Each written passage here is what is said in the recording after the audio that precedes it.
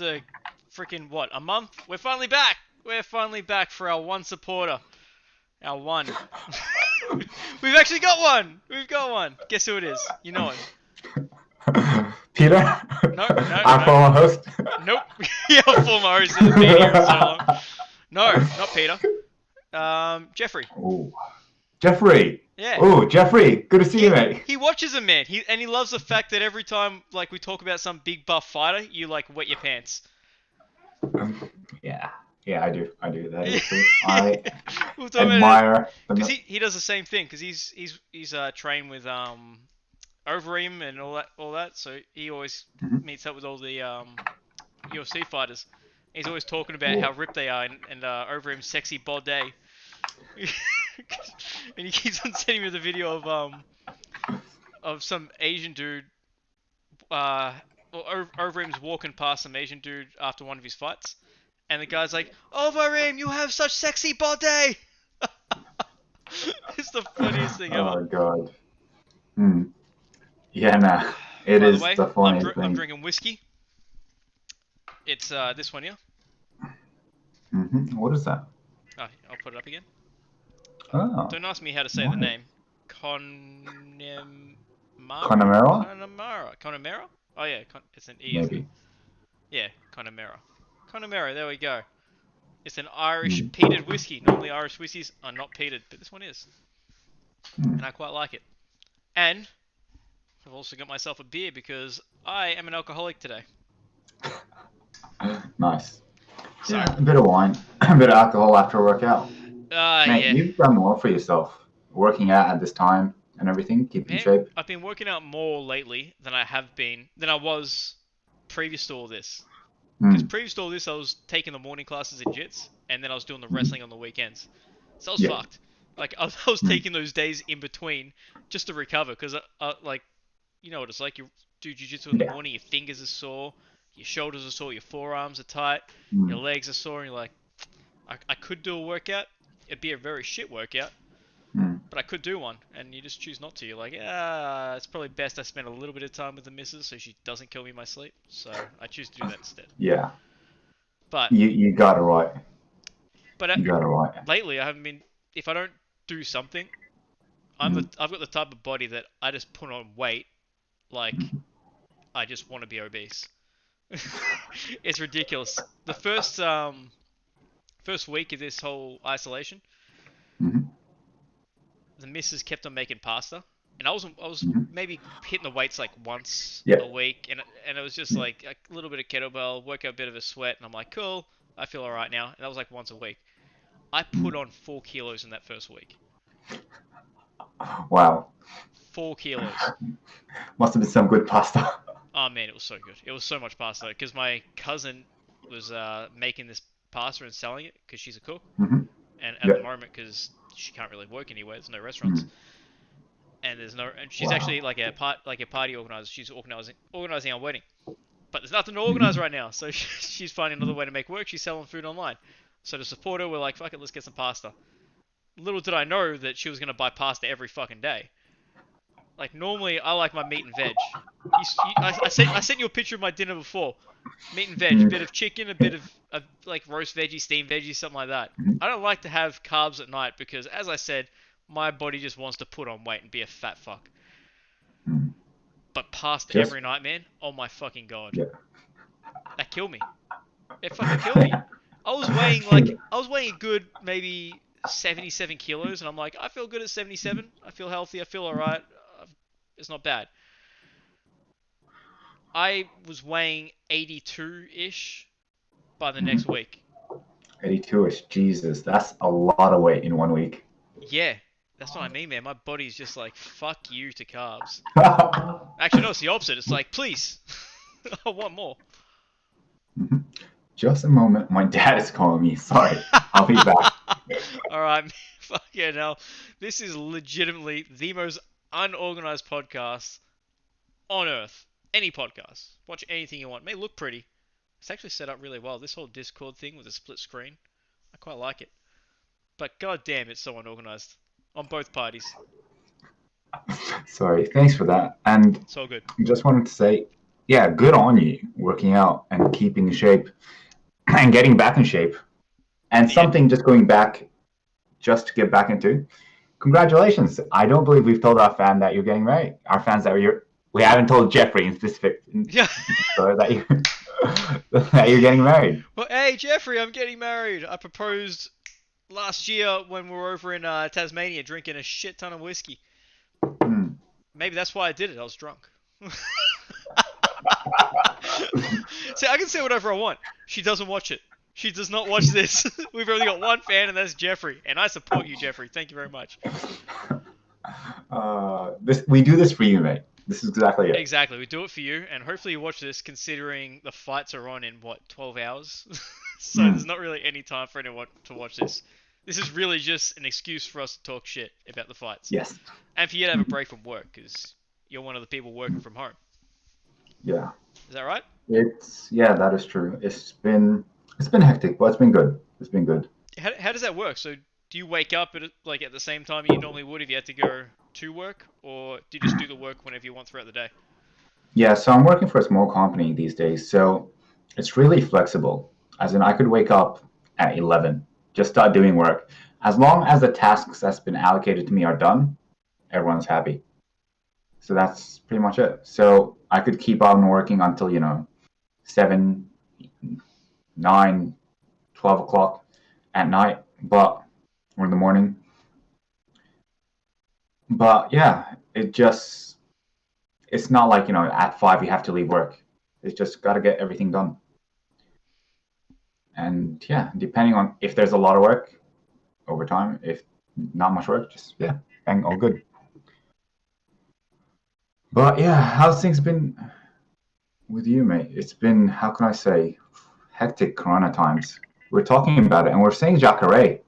Holy cow. Yeah, man, that's kind of, that's like, it's one of those things. It's like, hey, I was saying to you before, don't get me wrong, I love the fact we got fights going this weekend. Because I love watching fights, and I'm so used to having literally a fight every weekend. We haven't had a fight for like 2 months. So I love the fact that we're having fights. But that does not mean that I think it is a dumb as dog shit idea to be having fights at the moment. And that, if restaurants haven't opened up, why are we opening up fucking sporting events? That's not a necessity. It's not. Oh, dude. It just. I completely agree with you, but I'm so looking forward to tomorrow. I am fucking happy. I am so happy. I was talking to a mate the other day, and I was saying, I think this is what Maximus was talking about in Gladiator when he looked into the crowd and said, "Are you not entertained?" Because it's like they're literally just doing it for our entertainment. They always put their health at risk every time they go in there, but this time it's like they're putting their health, their family's health, anyone that their trainer's health, anyone associated with them, they're putting their health at risk.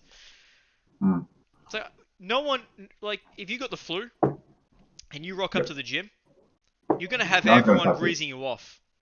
Everyone will be like, "What the fuck are you doing here, dickhead? Get out." And then you'll have Dr. Peter.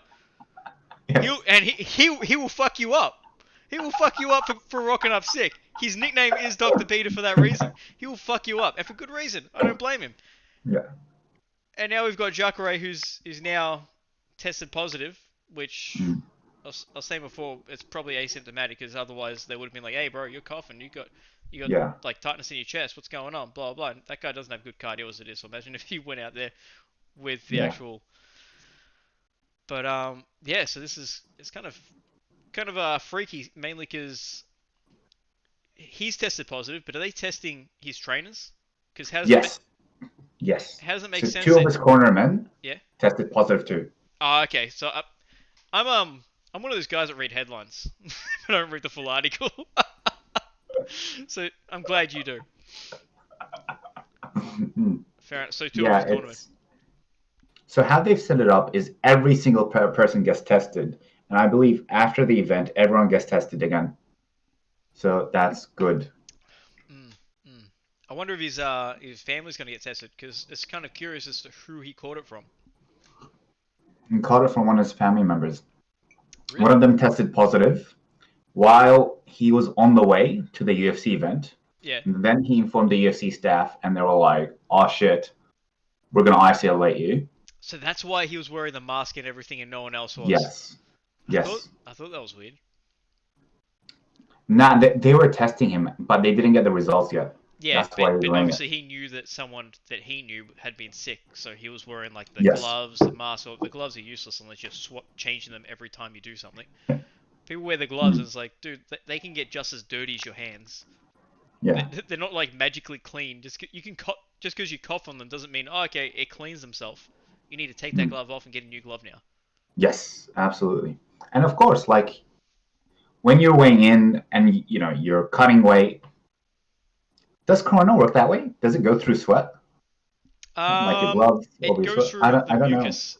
I assume it's similar to like I better not talk out of term now, but when I was learning about like staph, it's in your throat, so that's how it's Mm-hmm. transferred. So it's the mucus in your throat. But I don't know, maybe through sweat, you'd assume so. It's still fluid in the body. Mm. But the way Yes. but I guess if that was how it was transferred through sweat, then they could just take a sample of your sweat to do the test, not stick something like 10 meters up your fucking nose. Dude, that's also true.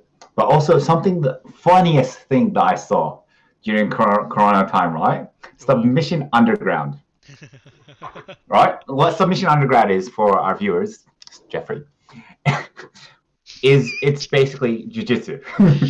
It's basically jujitsu, right? The funniest thing I saw, in jujitsu, how you shake your hands, kombatch, yeah? Yeah. What they were doing, the two grapplers, walked up to each other, touched elbows so they don't touch each other's hands. And then the other guy, once they did that, did a full-on double leg, grabbed him, went into his guard, and just started basically hugging each other. I'm like, what the fuck? Wait, were they joking when they did the elbow thing? No, they were completely serious. It was the stupidest thing. I looked at that and I was like, all right, all right. Things like this make me like very disappointed in humanity. Very, very disappointed. Actually, I've been watching the Joe Rogan podcast over the past since like last night. I haven't watched it much throughout. I haven't watched much podcasts throughout the week because I just haven't had time. But last night and today, I was watching his Elon Musk and his Yep. Brendan Sharp. Mhm. I don't think I finished his Elon Musk because I kind of got a little bit annoyed because I don't know. He's supposed to be like some super genius, but he sounds really dumb. The shit that he says just sounds dumb. Like Go on, what do you say?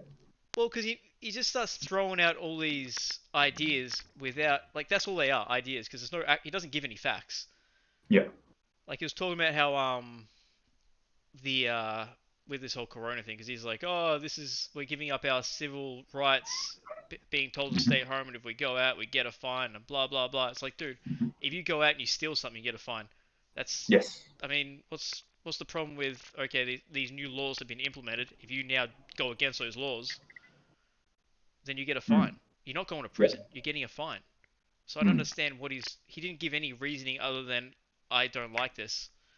Yeah. As well as No. he was talking about the stats for the death count, and he was saying the stats are just recording anyone that dies with the coronavirus as opposed to people that died because of the coronavirus. So he was saying if someone gets eaten by a shark and their arm is found and they test the arm and that arm has coronavirus, that would be classified as a corona death. Nah, that's come on. Surely not He that was bad. dead serious. Like Joe's like, "Oh, you're joking," and then he's like, "Well, I'm joking, but that's how it works. That's legit. Like anyone that dies, if you die from a heart attack, but you are asymptomatic, that's a corona death." But I don't think that's how it works. Yeah. But even if, like, if you have heart problems yeah. and you have coronavirus, didn't make could the coronavirus like trigger the heart attack? I don't know how it works. Well, the corona, as far as because my missus is a nurse, she's been trying to like explain it to me, and I was looking up certain things because I look up podcasts, but I look up podcasts of like actual doctors. Yeah. And they were saying that it's fluid in the lungs, so it's like pneumonia. It's like an extreme course of pneumonia. Normally, pneumonia it's fluid in one of the lungs, but this one's attacking both. Yeah. And that's why it's pretty deadly. So if you're pretty healthy, you're young, you can normally get over that. It'll suck dick. Like I had one of my friends actually caught it. Really? Yeah, her and her partner, because they were Holy over it. They were shit. living in London. One of the Yeah. places just got fucking hit. Yeah. So they came back and they're like, oh, feeling pretty shit, and then got tested positive, and they got all the symptoms. So they were like bedridden for 2 weeks. They couldn't move, Mm. and they couldn't go out and get Wow. anything. And when they ran out of like the cold and flu tablets, Yeah. because that was just getting them by, and then they ran out of it, and they were like, after we ran out of that, we were dead. We were gone. There was nothing of us. Mm. So it just Holy shows like cow. it's pretty brutal. Even and she's younger than I am. She's like got to be 25 ish, Wow. So like someone in their and prime. healthy. Yeah, Yeah. and her partner's like pretty fit. He's pretty built, Mm. not like steroid built. Yeah. So you don't have to worry. It's not like he's taking steroids, so he's compromised because of that. He's a healthy looking dude. It's like a Mm. surfer. So yeah, it's pretty deadly. I don't know. I was going somewhere with this, and then I kind of No, got off just track. even if you're young and you're in your prime, it'll still fuck you up Yeah, basically. it'll hurt, which just shows that anyone with a compromised immune system, and that's kind of what you're saying, can it trigger like a Yep. heart attack? I don't think it can trigger a. Oh, maybe it can, But because your make it heart, higher likely? well, because your heart's going to be working harder Hot because you're more. sick. Yeah. So if you die from a heart attack when you've got corona, it kind of does make sense that that counts as a coronavirus death because your body's being put under Stress. stress that it A lot more wouldn't have been stress, put yeah. under. Like just like if you had the flu and the same thing Mm. happened, we count as you died because of the flu. Yes, you also Yeah, had heart that makes problems, sense. but the flu is what Yes. pushed you over the edge. Yes. Yeah, that makes So sense. that's how I look at these stats and how they've been counted. But obviously Mm. Elon Musk was saying that's not how it's been counted, and then Joe asked, "Oh, how do you know that?" And he's like, "Oh, it's on the news." And I'm like, I haven't heard that on the news.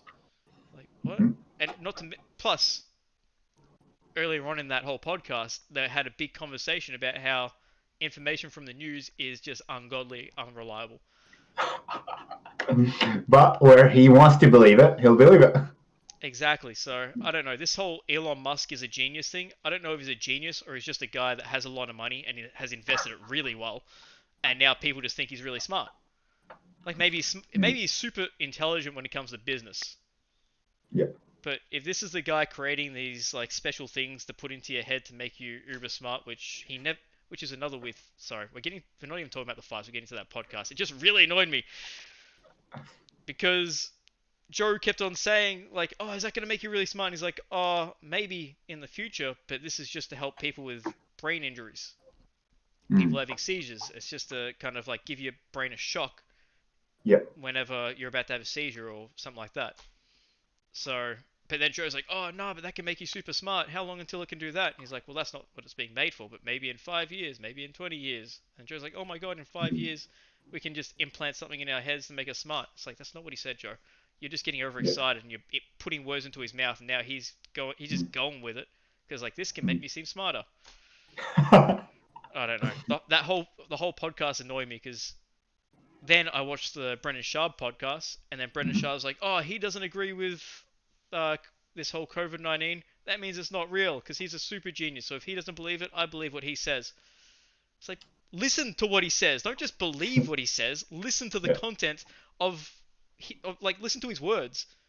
Don't just Mm. go, "He's smart. I believe him." Listen to what he's saying because if he says something but he has nothing to back it up, it's Mm. nothing. It's just words. It's not facts. 100%. No, I agree with you with that. Give it a listen and let me know what you think if you have time, because Mm. you've got to get work done by tomorrow, and you got to watch the Mhm. fights with me. Got to watch the fights. Yes, that is true. Yes. I really Anyways, hope so. that was that's been annoying me. Mm. Speaking of the fights, interesting card. Interesting card. I like it. I really, really like it. Yeah, What do actually you haven't. think about the main event? I feel The main bad for event, Tony. I feel so bad for dude. Tony. Dude, I've been thinking a lot about this fight, and I go back and forth. I'm like a yo-yo. Just I don't know. Like I think it's Mm. unfair that Tony has to take yet another fight because he's on what like a Yes. 11, 12, 13, 12. No, I think it's a 12 fight win streak now, or is it 13? 12. Holy hell, that's insane. Let's take a look. I think He is, him and my Khabib are God. tied. I think for the longest win streak in the division in the UFC. Yeah. My goodness. You look at his record. Wow. It's amazing. He's fought like the who's who, hasn't he? Mm. Donald Cerrone, Hmm. Anthony Pettis, Kevin Lee, RDA, Landry Venata, who at the time was a nobody, but now it's like, he's still a nobody, but he's a good nobody. Edson Barboza, Josh Thompson, when Josh Thompson was still kind of on the verge of being good, but on the downslope as well. Gleison Tebow submitted Gleison Tebow when nobody fucking submits Gleison Tebow, except for Joe Stevenson in his prime. Mm. Abel Trujillo, which at the time, good win. Danny Castillo, which at the time, a good win, although it was a split decision. I need to watch that fight, see how close it actually was. And then a couple of like Mike Real and I can't say the other name. Not gonna try. So, His last loss was in 2012. oh man, Twitter's been so good in regards to his last loss because like it has this list of things that happened the last time Ferguson lost a fight, and one thing was like Really? women That's weren't. true. The last time Ferguson lost a fight, women weren't allowed to fight in the UFC. That's how long. That is Yeah, how long. 8 years. That's a long time. And what was another one? dude. Uh, should I even try to think? Fuck it. I Anyways, feel for the guy. I feel for the guy. He's 36 years old. That is old for lightweight. yeah, man. Yeah, that's. Oh, that is old. And he's fighting a guy who has killer leg kicks, and his Mm. last injury was that fucking LCL that he had. Oh man, like That's an interesting observation. I completely didn't think about that. Completely didn't think about that. That's yeah, very, very interesting. it's kind of scary because I personally think that Ferguson has all the tools to win. There's no reason why he shouldn't win unless he gets caught Mm. by a big punch. But those leg kicks, man. Justin Gaethje is so good at sneaking in those leg kicks. Like he'll throw like a big barrage of punches, and then as you're throwing them back, he'll fucking slam you with a leg kick. So he'll just Yeah. he'll take those counter strikes, but slam you with a leg kick while he's taking them. Because he just covers up like that and hopes that that does the job, which it Mm. sometimes does, sometimes it doesn't. Sometimes he just gets clocked. Yeah. You watched his last fight. Donald Cerrone. I don't think he really threw that many leg kicks. Edson Barboza definitely did. Yeah, James Vick, not really. Dustin, a lot of leg kicks. Eddie, a lot of leg mm. kicks. Johnson, a lot of leg kicks. Man, that Eddie fight. I think Eddie got lucky in that fight, man. Eddie Yeah, was Eddie was losing. Eddie was on the verge of giving up. It looked like he Mm. threw that knee, and when it landed, he's like, "Oh, okay, cool, yeah, I won. Yeah, I totally planned that. That was totally a plan." And then after the fight, he's like, "I don't think anyone can fight Justin Gaethje the way that I fought him." It's like, yeah, because you were losing. Not many people can be losing a fight to Justin Gaethje and then win. It's not an Mm. easy thing to do because if you're losing the fight, you're losing because he's fucking up your legs, fucking up your body, and then now he's starting to come up high and he's about to knock you out. Yeah. But dude, I was watching when I watched that fight, it was so good. I Oh man, loved it. that was a great I fight. loved it. It was a beautiful fight. Beautiful fight. And it just makes me sad every time I watch because as I'm watching, I don't know what's going to happen. I'm like, don't duck. No, Gaethje, don't duck. You're winning the fight. No, no, don't put your head down. No, don't. Oh, he ducked into the knee again.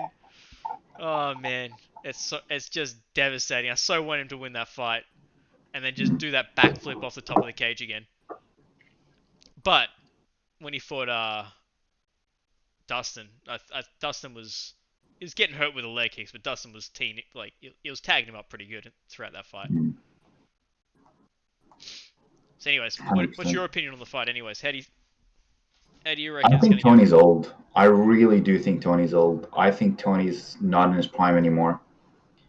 I think an interesting observation that you made that I completely didn't think about it was Tony's jacked up knee and Justin Gaethje's leg kicks. That's an interesting thing that I didn't think about. So that's going to be interesting to see. My thoughts on this fight is if it's finished within the first 3 rounds, Tony loses. I see Justin surviving everything that Tony gives in within the first 3 rounds. After that, Justin Gaethje did not have a full training camp. And with a full training camp, like with Eddie, like with Dustin, he's faded. He faded hard. He has a lot of heart, but he just fades in the fourth and fifth. Tony, the man, just keep on going for 5 rounds. So yeah, if it goes to a decision or anywhere after the third round, I think Tony's chances increase a lot. So it's going to be really interesting to see. Also, Tony gets hit. He got dropped by Anthony Pettis. Anthony Pettis With a has, punch, not a kick. With a punch. yes. And if you saw what Justin Gaethje did to Donald Cerrone, that was a beautiful, beautiful hook. Beautiful counter hook. So Tony Ferguson does get hit. He relies on his chin to recover, but he's old. Is his chin there? It goes with age. So it's going to be an interesting fight to see. What are your thoughts? Well, yeah, the leg kick is a big thing, but I don't know. Going through Tony's record, I didn't see anyone that's really big on leg kicks in that record. Edson? Oh yeah, Edson. Yeah, that was a brutal fight. Here's the thing about Tony Ferguson that I think kind of gets lost in the shuffle. Tony Ferguson, he somehow does a lot of dirty shit by accident, and that Really? inevitably causes him to win the fight. Look at his last 2 fights. Mm-hmm. Oh wait, no. His last fight with Donald Cerrone, he threw a punch after the bell. Yes, that is true. I forgot about that. Against Edson Barboza, he was losing that fight, and then he threw an up kick against Edson Barboza when Edson was on his knees, and that pretty much knocked him out. And Edson just woke up. He's like, no, I'm not going to give up. I'm not going to give up. Fuck, what was another one? I thought there was But one basically, Anthony Pettis fight. RDA, eye poke. Yes. Like, he just... It's probably by accident, because he's just the fucking madman, but it still happens. It happens, and I just... Something like that, I reckon it's just gonna... I don't know, it's not a prediction or anything, it's not, like, analyzing a fight, but it's like, it happens so often, it's probably gonna happen again, and it's probably gonna affect the outcome of the match. Yeah. I don't know. That's my incredibly poorly thought out thoughts. It's weird, man. It's weird. It just happens. It happens pretty often with him. And that Edson Barboza one, man, that was such a good fight. It's so bloody, so much blood everywhere. But I don't know. Trying to look at the fight. Yeah. Ferguson, man, he's just so durable. He does get knocked down almost at the start, in the first round of all of his fights. Pretty much all of them except Donald Cerrone, I don't think knocked him down. People think Donald Cerrone won the first round. I still don't think he did. But Pettis knocked him down. Lee knocked him down. RDA teed him up bad in that first round. Lando knocked him down. Edson knocked him down. Everyone knocks him down in that first round. But it's almost like a game plan for him. He gets knocked down, and they go fucking nuts looking for that finish, and they don't have much left in the following rounds. I can see that happening here. Justin drops him, goes for the finish, gets excited. He's like, I'm going to be the champ. Tony survives, but destroys him later on. The problem with that is that Justin hits hard. He hits harder than a lot of these other guys. Like, I get it, Pettis knocked out Wonderboy. Before that, when was he known for knocking guys out with his hands? No, he wasn't. He's known for his head kicks. He's got like the most head kick knockouts in WEC and UFC history. That's what he's known for. That's what he's great at. He's phenomenal at, like, just landing those kicks somehow. I don't know how he lands them so well, but he's not much of like a boxer. He doesn't set much up with his hands. He uses his hands to hide his kicks. And well, he knocked Ferguson down. So if someone like that can knock Ferguson down, imagine what Gaethje will do if he lands one of those hammers. Because Gaethje's had some serious, like when he knocked out Edson, he didn't knock like TKO. That was a straight up out cold knockout. That was a knockout, not a TKO. Same with Vic. He didn't TKO Vic. He knocked him the fuck out. Yep. And then Donald Cerrone, who I don't think anyone's knocked him out with a head strike at lightweight, apart from Gaethje. He's been finished with body shots, but I don't think anyone's actually knocked him out.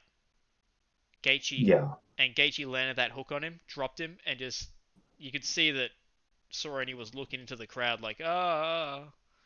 So, if he Yeah, hits you're the right. I started like, it's a different scale of he gets knocked down in all these fights, but if he gets knocked down by Gaethje, that's a different kind of hit.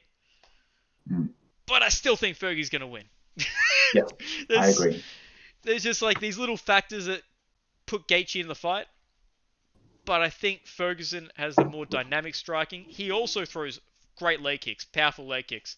He throws elbows. He throws nice Mhm, straight punches. He throws hooks when he needs to. He throws nice uppercuts. If he wants, he'll do some spinny shit. His elbows will mm, fuck you up. And that's just his striking. He's also mm, got wrestling, and he's also got phenomenal jiu-jitsu off his back if he gets put on his back. mhm. And if no one's actually really taken Gaethje down and held him down, I don't think Ferguson's going to do that either. But maybe he's going to do some weird shit where he goes for like an Imanari roll, and he uses that to get to the ground, get on top, and pound the fuck out of him. Realistically, wherever this fight takes place, Ferguson should be winning. Personally, that's what I think. Just because he's more dynamic everywhere. Because he also has great wrestling. He doesn't use it very often, but he also has great wrestling. He has great defensive wrestling. But he has like an actual wrestling background. Like him and Kevin Lee wrestled at like the same place, and they were at the same level. Mhm, And Kevin mhm, Lee's known for his wrestling, mhm. but Tony just doesn't use his wrestling in the same way that Kevin Lee does. Yep, So gotcha. Right. yeah, that's my opinion on that main event. So we're both going with Tony Ferguson. Yep, it looks that way. I picked in the UFC game. I've picked Tony Ferguson to win in the fourth round. No, third Mhm. round via submission. Okay. Which reminds me, I need to go back and actually complete that task so I get the points for it. It's really hard to do a submission in that UFC game. Have you played it? It's a pain in the No, ass. no. So you gotta like put the I'd love toggle to there, play put the it. toggle there, put the toggle there, put the toggle there, then there, then there, then there, and it's a pain in the ass. It's way too hard. I don't submit anyone in that game because it's just too hard. Sorry. Anyways, going off topic yet again. It's like it's what I do, and you have X amount of time. We're already at 30 minutes. All right. No, very good. Henry Right. Cejudo and Dominic Cruz. Dude, has there been a more undeserving contender since Chael Sonnen versus John Jones? He hasn't fought in 4 years. He's not even ranked. Mhm. But I still think he's got a chance of winning. So do I. So do I. Let's hear your thoughts on that. So do I. I agree with you. Dominic Cruz, last time he fought was in 2016, where he lost his title to Cody. Even then, history shows he's old though. He's 35 years old. He Oh, looks like total shit during the weigh-ins. I didn't His realize body he's. looked good though. Yeah, yeah. I knew you would notice that. And Jeffrey, I know you noticed that too. However, on his layoff, he came back, TKO'd Mizugaki, who was ranked at the time. Came back, won against Dillashaw. If anyone can come back and still look good, it's Dominic Cruz, especially during Corona times. And the reason why I say that is because the dynamic is completely different. When you fight in front of an audience, it is a completely different dynamic with pressure. However, when you fight, for example, without an audience, at a gym, etc., there's a lot less eyes. It's very, very different, and that will make it easier for Dominic Cruz to come back and perform better than if he had been active. Sorry, let me rephrase that. Better than if there were people. He's I think Dominic Cruz can win this fight. I completely agree with you. And I think that he is a good bet at 3-1 odds. So if you put $1 for him, you will get 3 back if he wins. And the reason why I say that is I look at Dominic Cruz's history. He has fought short, stocky wrestlers his entire career, Yeah, yes. danced around them, and add point in them. This is exactly what Henry Cejudo is. He's a very, very linear striker, as in he'll come straight and back. You look at the Marlon Moraes fight, he just brought it to Marlon Moraes. You look at TJ Dillashaw, he just came straight at him. You look at Demetrius Johnson, came straight at him. The difference between Demetrius Johnson and Dominic Cruz is, although DJ is infinitely more technical than Dominic Cruz is a much bigger man. And so he will be able to handle the pressure that Triple C, how could I forget his mental block, that Henry Cejudo brings in. Much better. You remember by Triple C. Yeah. That's amazing. It's an amazing name. I love it. When he named himself Triple C, I'm like, that's a fantastic name. He will be able to handle that pressure better than than Demetrius Johnson, simply because he has a better physique and is very proficient and accustomed to moving side by side, and for people attacking him in a linear fashion. So I actually think this is a 50-50 fight, depending if the Dominic Cruz from before shows up. As in when he fought TJ Dillashaw, when he fought Cody, when he fought Mizugaki. If that Dominic Cruz shows up, I think it's a 50-50 fight. Yeah. What are your thoughts? Take it away. Man, it's hard because we haven't seen the guy in 4 years, so it's hard to know which guy's going to come back. If the guy that fought TJ rocks up, personally, I think that's not the best version of him, because he had that plantar fasciitis in his feet, and you could see that his footwork was slowing down from round 3 onwards, and then round 5 it was almost non-existent, just because he couldn't move his feet. But then you saw him fight Faber, and he just dominated Faber. Before that, he destroyed Mizugaki. But if like the guy who moves around really well, and who has the most well-timed takedowns I have ever seen, well, I don't know, when Donald Cerrone's on point and he wants to land that tricky double leg, he's also got really. And then you've got a guy like GSP, but Cruz with his takedowns. I watched his fight against his second fight against Faber the other night. That dude just, I don't know what it is. It's like he just knows, all right, now's the time to go for a takedown, and he almost never misses a takedown because he just chooses the perfect time. And he's also a master of head games. So if he chooses, because he's not very good at holding people down, but he's good at getting them there. He's good at using that takedown to make you worry about the takedown and not worry about his striking. He mixes everything up. He's not great at anything, but he's really, really, really good at a lot of things. But even though it sounds stupid in saying this because he's going up against an Olympic wrestler, I think that he is going to go for a couple of those really well-timed takedowns and land them quickly, not hold it. Probably in wrestling, it probably wouldn't even be counted as a takedown. But the fact that he will take Cejudo off his feet for even a second, a gold medalist in the Olympics, that's going to take you off your game. Yeah. Even if he does that once. Because no one takes down Henry Cejudo. No one has. Yes. So if he does that a couple of times and he uses that into his strategy, and then because Cejudo he only wrestles when he kind of needs to, but he'll test the striking out first before he goes for his wrestling. He'll test it out and be like, all right, can I strike with this guy? All right, I'll strike with this guy. But, and I think that's probably because of the fact that wrestling's really fucking tiring. And he knows that better than anyone. So if you just wrestle for 5 rounds, like if you don't finish him off from that first to the 3rd round, and you got to wrestle for the complete 5 rounds, especially during Corona time, he probably hasn't had the best training camp.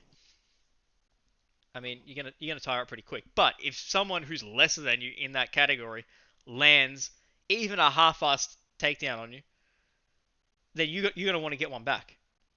John Jones did the exact same thing to Cormier. Cormier's whole thing was, all right, I'll beat you up in the clinch, land a couple of strikes, take you down. And then John Jones did exactly that to him, to the point where Cormier wasn't even trying to win. He was just trying to land a takedown. Yeah. And that could be the exact same thing that happens here. Mm. In That saying is that, true. Cejudo should win this fight. I mean, he's going up against. He's only 2 years younger than Cruz, but like Cruz hasn't fought in Yes. 4 years, and it's because of the fact he's been injured. It hasn't been because he's like, oh, I want to retire now. Just go and live my life, been living a healthy life, but now I want to come back, like Couture did against Tim Sylvia. He was Mm. out because he had constant injury after injury after injury after injury. So he hasn't been training hard this entire time. He's been recovering this entire time. So he's Mm. not going to come back as a brand new, amazing version. He's going to come back as hopefully as good as he was when he left. Yep. So hopefully that version of him is good enough to beat a guy like Cejudo. But I don't know. I just gave a breakdown as to how I think Cruz can win. Mm. No, I agree with But you. Something interesting that you yep. mentioned was Henry Cejudo's wrestling. How do you think that matches up with Dominic Cruz's takedown defense? Dominic Cruz can be taken down. Faber took him down, and Faber's not. He's a good scrambler. He's not Mm. very good at taking guys down who have a wrestling background. If you Mm. go back and watch his fights against anyone that's got any kind of wrestling background, he doesn't land shit unless he hurts them. Mm. And Faber took him down, so that kind of it's not a very good sign for Cruz. Mm. Also, I believe Benavidez took him down a few times. So, do you think Henry Cejudo can take him down and hold him down? I That's the key. I don't. That's the thing that Cruz has. Another thing that's probably above a lot of others. When he does get taken down, he's not all talk. He talks about like getting your underhooks to stand back up and not sitting on your ass. Like he always talks about when guys get taken down and they're stuck in half guard, and instead they don't go for the they stay flat on their back and they kind of anchor Yep. themselves to the ground. They wrap their legs around their opponent's leg and they're stuck there. They're not doing Mm. anything. He always talks get that underhook and get to your knees, Mm. and he does that so quick. Like the second his ass hits the ground, he's already dug an underhook and he's already on his side, forearm against the ground, ready to go, and he's Yes, just fucking and that's ass beautiful. out of there. He Mm. doesn't scramble. Like he doesn't do a whole scramble. All right, take the back and stay on the ground. He just fucking gets back up. He Mm. doesn't mess around with that ground game at all. So, I don't think Cejudo can hold him down. No, I Gotcha. think if he does, I think it will look very much like when Bisping and GSP fought. GSP was able to take Bisping down at will, but Bisping kind of stayed there for as long as he wanted to land a couple of elbows, and then he's like, all right, when he wants to get back up, he kind of got back up pretty easy. He didn't struggle to get back to Mm. his feet. So I think that's kind of how it's going to look when I think Cejudo will take him down, maybe even hold him down for a little bit, but it's not going to be very long. Cruz is Mm. just too good at getting back up. Alrighty. So, Now we're going to pick someone, don't we? yes. God damn it, these fights are so hard to pick. Mm-hmm. Oh, man, Cejudo's just looked so good lately. Yes. Like, fuck, let's look at his... He went from fighting Wilson Hayes and Sergio Pettis to beating Demetrius Johnson. Mm-hmm. And then knocking out TJ Dillashaw. Yes. And then coming back from the brink of defeat against Marlon Moraes. Mm. Dude, he shouldn't... Oh. That Marlon Moraes fight, I was so impressed with Henry. He has so much heart. I love him. Heart and just skill to come back, because he was getting his ass kicked in round one. Mm. Beautiful knees on him too. Yeah. Bam, bam, bam. Yeah. So beautiful. Well, his legs did get pretty fucked up in that fight, which I think is why he didn't go to his wrestling when shit kind of hit the fan. Mm. I feel like he just couldn't shoot for a takedown. God damn, those knees. Oh my god. I need to watch that fight again. I might watch that tonight.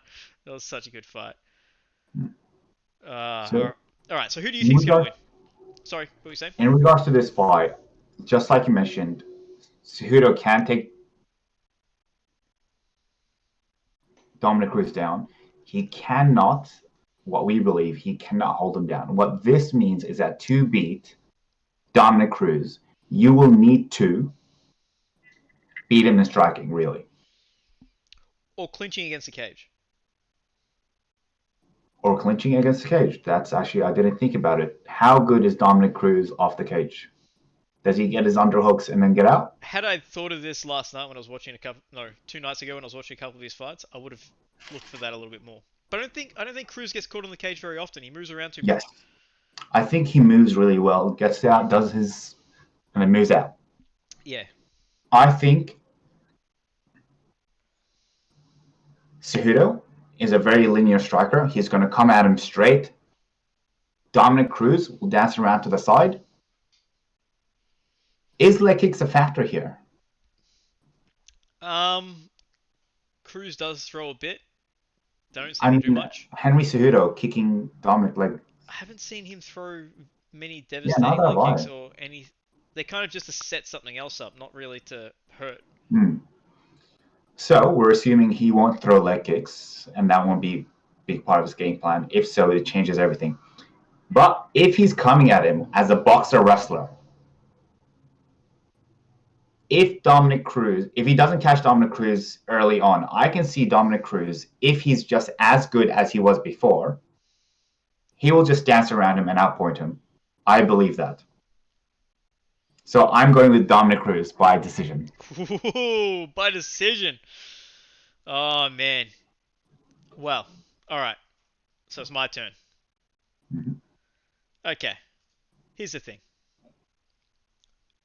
Dominic Cruz, he's known for not getting hit and his whole head movement, crazy footwork, all that type of stuff. But he gets hit. Uriah Faber knocked him down 3 times in their second fight. Yeah, I didn't remember that. I rewatched that fight the other night. Knocked him down 3 times. Dominic Cruz was winning that fight handedly, but he got knocked down 3 times. And it wasn't like a trip. It was like gets knocked down, well, gets hit, kind of like wobbles a bit and kind of trips over himself. Mm-hmm. So when they had that wobble beforehand, you know that they've been rocked, and now they're Yes. doing the stanky leg and they've kind of tripped over themselves. So he got knocked down 3 times by Uriah Faber. So if someone like Uriah Wow. Faber can rock him, I'm pretty confident because Cejudo's shown to have some power in those hands lately. Mm-hmm. I I just feel, even though it's a very linear style, just because of the fact that Cruz has been away for so long, I just don't think his timing is going to be nearly as good. Mm-hmm. His time's going to be off. He had to cut a shitload of weight. It's hard to cut weight during these corona times. They don't even get a proper sauna. They get those little like body sauna things that I don't know Yeah. how well that works, but I was listening to another podcast that said that they're not very good because you can't go. You know in a sauna how the high up in the sauna is really hot, low is not so Yeah. hot. So even like when you start dying at the top, you can go, all right, I won't get out of here, but I'll go to the bottom, so I can kind of cool off Mm-hmm. for a bit. But those saunas, it's just like one heat. You can't get away from the heat unless you get out of the heat completely. Mm-hmm. So, and his teammate Jeremy Stevens didn't even make weight. So I Yes, imagine that is his true. weight cut was pretty hard. He's a big dude for that weight class. He didn't have a full training camp. Chin's not going to be all there. I reckon Cejudo's going to knock him out probably in the first. Yes, crazy pick, crazy pick. But I throw this question to you: if Mm-hmm. Cruz does win this is his third time winning the title. Does Yes. this? He's already the greatest bantamweight of all time. There's no one Mm-hmm. above him. There's not even a close second. The close second pissed hot for EPO. That is true. So there's not even a close second. Mm. Even if you count the WEC champions in Miguel Torres and Brian Bowles. Yeah. But where does he rank amongst the all-time greats? Again, like All-time greats. Wow. Yeah, Dominic never comes up in that conversation, he does he? doesn't, but he fucking should. Mm-hmm. Go look at he was on a 13 fight win streak before he lost to uh, Cody Garbrandt, Mm-hmm. including WEC obviously, but he was the champion over in Yeah. WEC. And at that Mm-hmm. time, that championship was the premier organization for that weight class. So that was just as good as Yes. having a UFC championship. Yes. And he beat some great guys. He beat Ian McCall, which a lot of these guys they are pretty much flyweights, Hmm. but they're great flyweights, and they beat a lot of other guys that aren't flyweights in the bantamweight division. Mm. But he beat some serious names in Ian McCall, Benavidez twice, won the title from Brian Bose, Scott Jorgensen, Uriah Faber twice, Demetrius Johnson, Mizugaki, Dillashaw, and Dillashaw was just lighting everyone up, and then Faber Yes. again. So That was where such an impressive victory. against Dillashaw. yeah, that was a good fight. That was a Because really good fight. Dillashaw is a. I rate him so high. That guy, to me, is a pound for pound king. And you could see how frustrated Dillashaw was getting that he couldn't land the shots that he normally lands. Because Mm. he was throwing those big. Because before the fight, apparently, in those little fighter meetings, Dillashaw's coach, uh, Ludwig, was saying to Rogan that they think that Cruz is open for a right head kick. Like he leans to that Mhm. side a lot, so they're looking for Yeah. that. And you could see that every time he threw that kick, it was like Cruz was nowhere to be found. Mm. And you could see on his face, and then after the rounds were over, he's like he was just so annoyed. Mm. But yeah, His training, like, it wasn't what he's trained for. Like, no, well he was he's training to land that kick, and it wasn't coming. no, no, nothing was landing, nothing. Although a lot of people say that his style is very similar to Cruz, but I kind of differ. They're similar in Hmm. the fact they use a lot of footwork, but Cruz Yeah. uses his footwork as like 100% defense, whereas Yeah. Dillashaw uses his footwork as 100% attack. Yes. So Different sides of the coin. yeah, like they're similar, but they're also the complete opposite. Mm. So, anyways, I just want to throw that in because that was a thought that I had as I was watching the fight. Because it was just, and as I've watched other Dillashaw fights and other Cruz fights, that's just a thought that went through my head. So I just want to throw that out there. Anyways, where does he rank, motherfucker? Tell me now. If he wins this, Dominic Cruz, you cannot rank him the conventional ranking because you look at any other athlete in MMA, who else has had multiple career-ending surgeries and came back to win the title 3 times? No one. So he is, yeah, he's to me that's a special place. You can't quite rank it. Mm. So What do like, you? well, I don't know. Apart from Randy Couture at heavyweight, I don't think anyone's won a title more than has won a title 3 times. Hmm. Obviously, the second time was because he was stripped from injury, Mm-hmm. so he kind of didn't. He was still the lineal champ, Yeah. but you still count as okay. He's winning back the title that was Mm. stripped from him. Like Sean Sherk got stripped from the title because he pissed hot. He came Yeah. back, couldn't win the title. Cruz Mm. came back, won the title against a guy Mm. that was killing everyone. Yes. And in terms of anyone else who's come back from these type of like not injuries but like layoffs, Muhammad Ali, he came back after the whole not wanting to fight in the war. Yeah. That was a huge chunk of his career in his prime. That's the only other guy I Mm. can think of that's taken that much time off in their prime and then come back to win the title. Yeah. And I just chose Muhammad Ali because he's a really big name, but I actually can't think of anyone else. But yeah, you're right because it's rare. That's It, why you can't think of yeah, much yeah, people. it's It it's is rare. crazy. But if he wins this fight, I mean, amongst the greats, like say Peter doesn't watch this, so I don't have to worry about this. You put GSP at number one.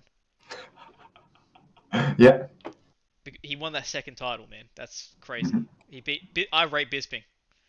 I don't rate I Bisping. know you don't. That's why I said I do. Mm. But he also beat like so many different generations, including the Yes. generation after him, like the Mhm. generation that preceded him. He beat that generation before he left. In well, just in when he beat Hendricks, fucking close. Okay. But the judges gave it to him.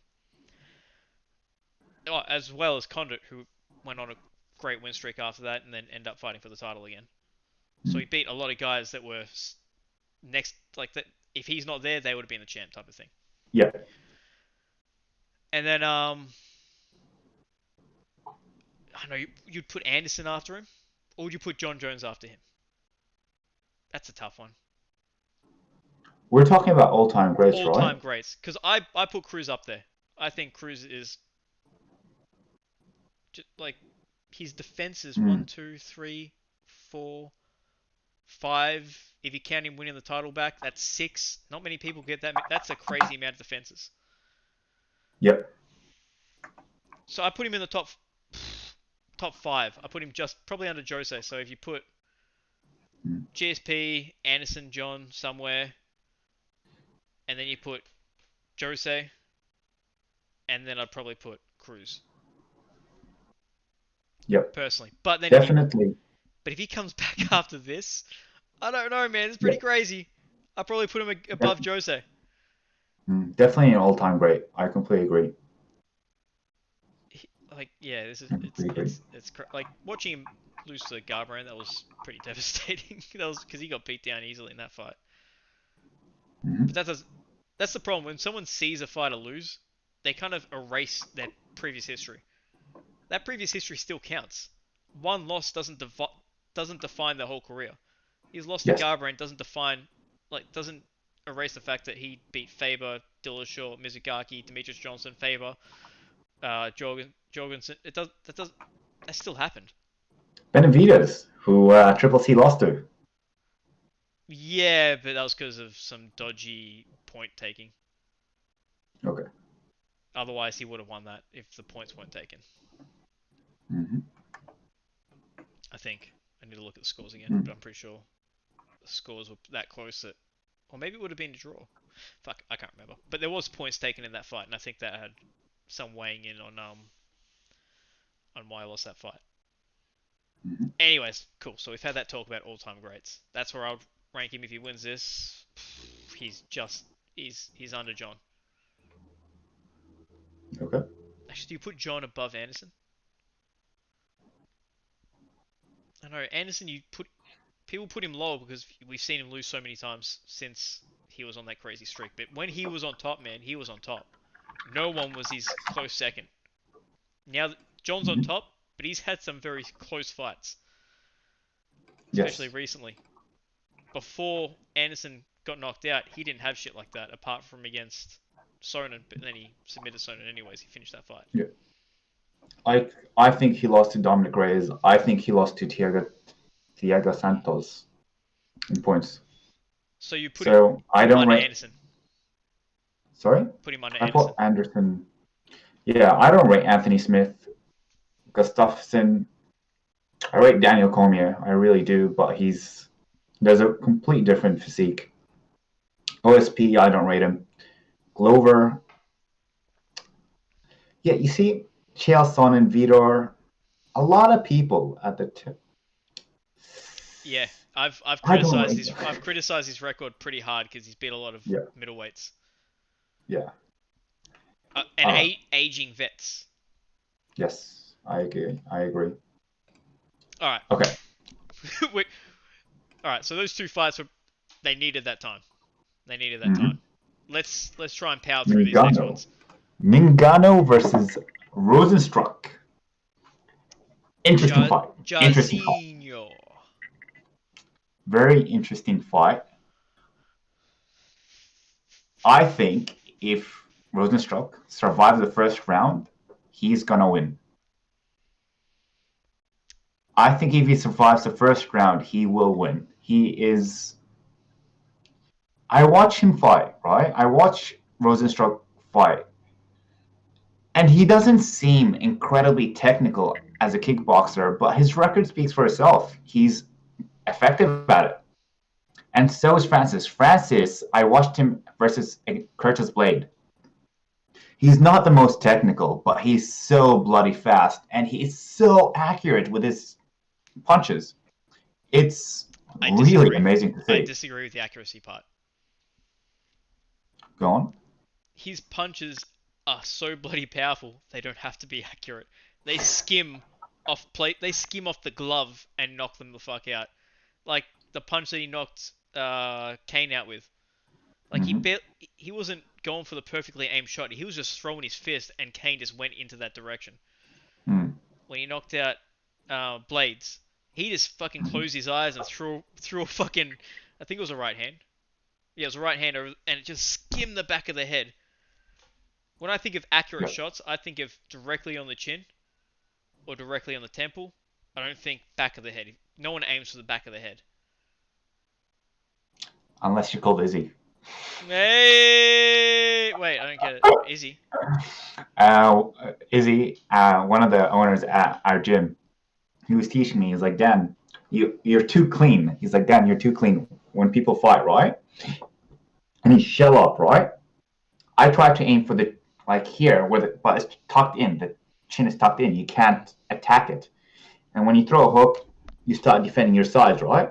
It's like what you really want to do is shovel it around and hit him near the back of the head. That's so dodgy. I'm like, it's effective. That's true. I would knock the guy out. That's so dodgy. That's what he tried to do. Oh I was my like, God. You're right. It's a fight. So that's how you do it. See, when Dad, because my dad was a boxer, and when he used to teach me boxing, he'd be like, all right, so the chin is that's the point. That's what knocks him out. Because obviously, if you're strong enough, you can hit him elsewhere, and that'll knock him out too. But the chin. So he'd always teach me ways to open up the chin. Not just that's difficult. Go for a cheap shot. It's not a cheap shot. People do it all the time. Well, yeah, you can't aim for the like if you aim for the back of the head, that's considered DQ. Mate, I was going for the temple. I mean, he moved. Like in MMA, if you hit them, like if they're on the ground, you're hitting them in the back of the head. Those are. But we're both standing. We're both standing. But if you're But back of the head, I mean, I don't want to cause someone to be paralyzed either. Back of the head, I mean, that can really fuck someone up. Yeah. Chin, concussions aren't good either. I watched the movie Concussion. Not good. Not good. Sorry, go on. I just want to jump into the whole accuracy part, just because, yeah, I disagree with that. I think you have a point. After the first round, when Francis gets tired, he becomes very sloppy. He becomes very inaccurate. And when that happens, I think Rosenstruck is going to land on him. And so I can see Rosenstruck winning this fight. I really can. His odds right now are 3-1. So if you put $1 on Rosenstruck, you get $3 back.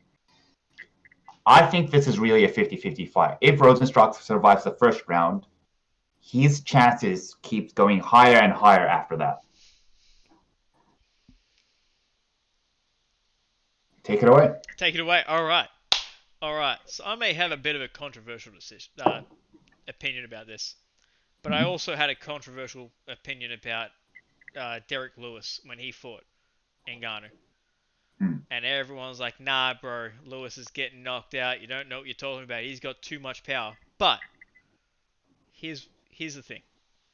The people that haven't done well against Ngannou are the people that are so aware of that knockout power. They're very jittery in there. And they're like, all right, I have to do this and I have to do that. Like when Overeem fought him. Overeem's a striker. Overeem tried to grapple him against the cage. He was trying to clinch fight him against the cage. I haven't seen him do that against anyone else. Apart, like, when he's trying to go for the tie clinch and go for a couple of knees, that's the only time. But he wasn't doing that. He was just going straight underhooks and trying to take him down, which shows me that he's worried about the power. He's a bit jittery. Curtis Blades, he went out there and he's like kind of like bouncing around, trying to find. He's just immediately in his head looking for that takedown. Immediately, that's the first thing that he had going in his head. Look for that takedown because if I stand with this guy, I'm going to get knocked out. And he shot at an inappropriate time and he got knocked out. Cain Velasquez, exact same thing as Blades.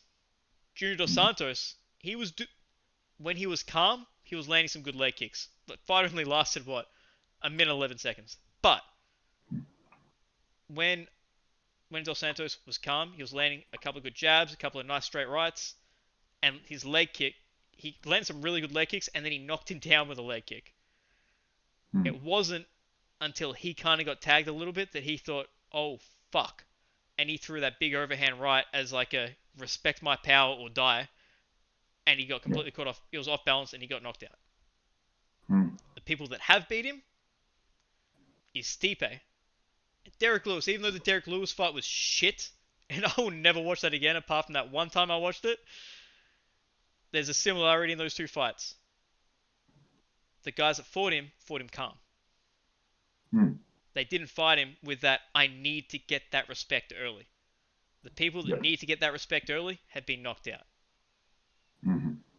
Stipe fought calm, waited for Ngannou to come in, landed his strikes, got hit a couple of times and thought, oh shit, but he didn't rush in for anything. He got the takedowns when the takedowns opened up.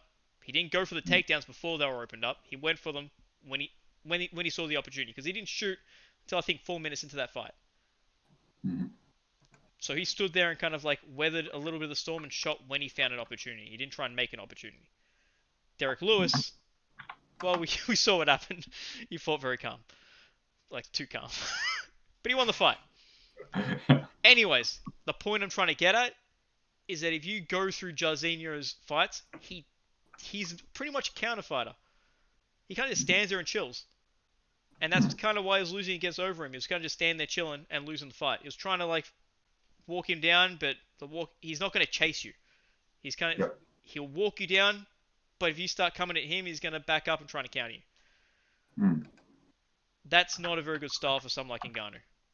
And I feel like that's for the start of that, and that's why Ngannou's fight with Derek Lewis was so boring, because Ngannou is used to someone leading the dance and him fucking finishing it. So I feel like the start of this fight's going to be boring, and then that thing's going to go off in Ngannou's head going, I don't want that Derek Lewis fight again. And he's going to get himself knocked out.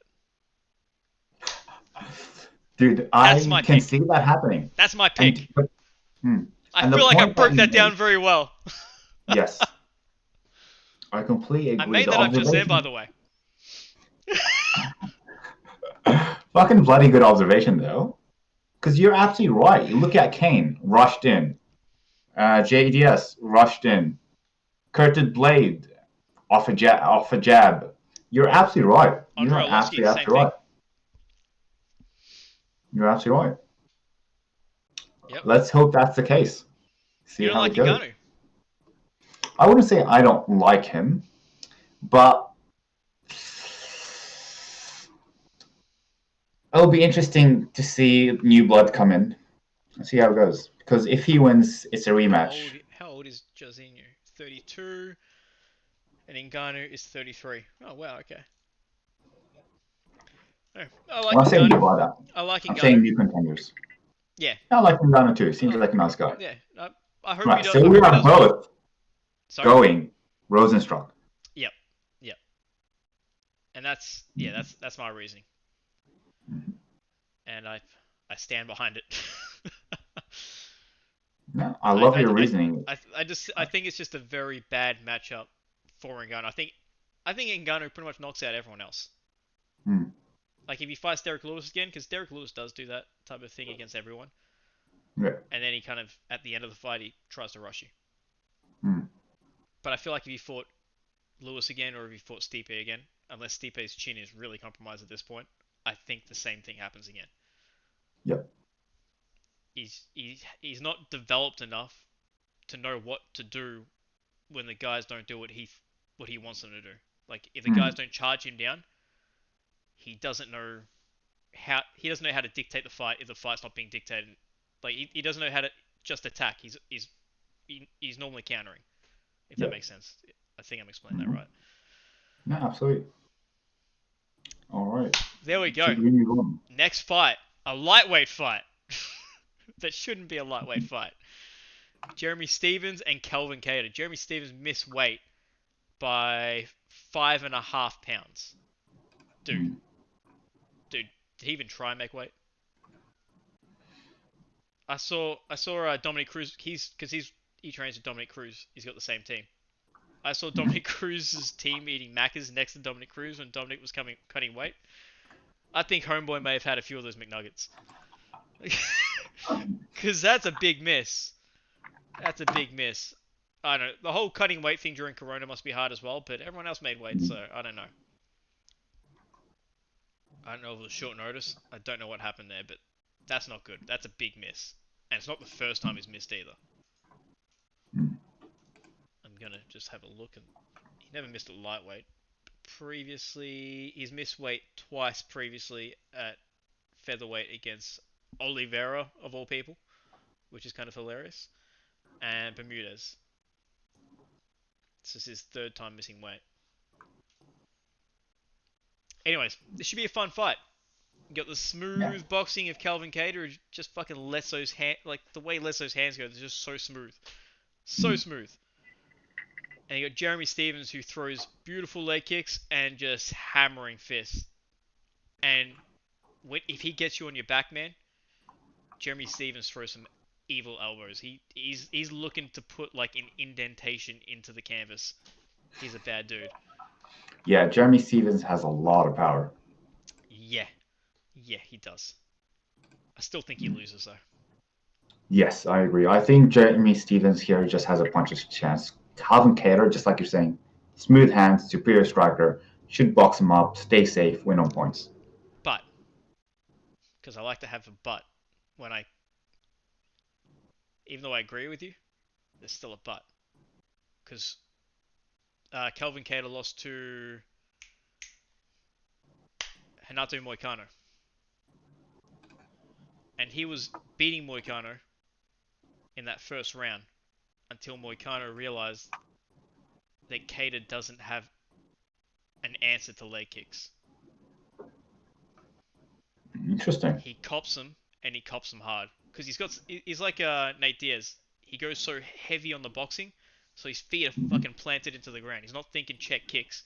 He hasn't got that light front leg like a Muay Thai striker.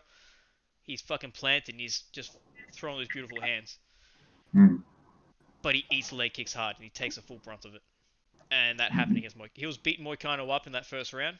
Well, not beating him up, but he was getting the better of Moicano, and then Moicano started landing a couple of leg kicks, and he realized that if he added leg kicks into his combinations, Calvin didn't have an answer, and he lost the fight from then on out.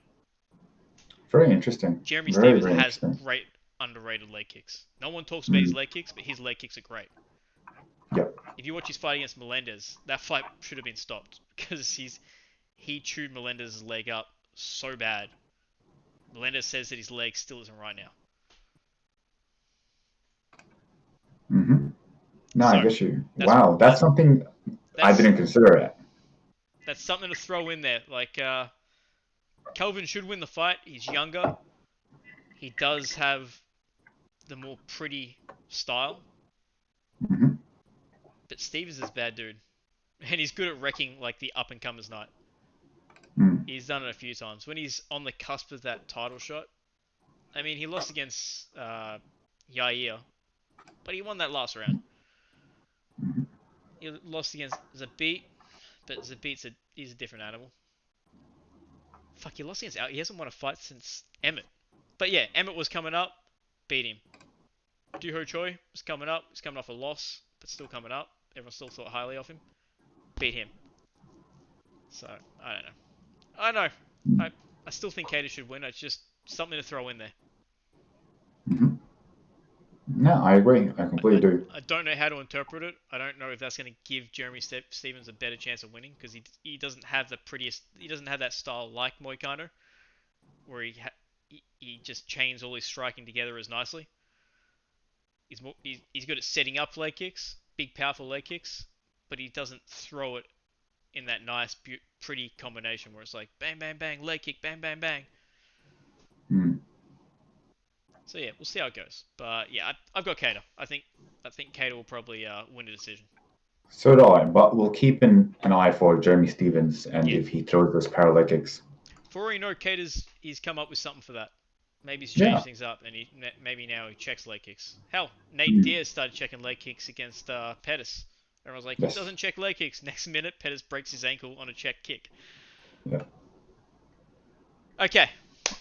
Greg Hardy and Yorgan De Castro.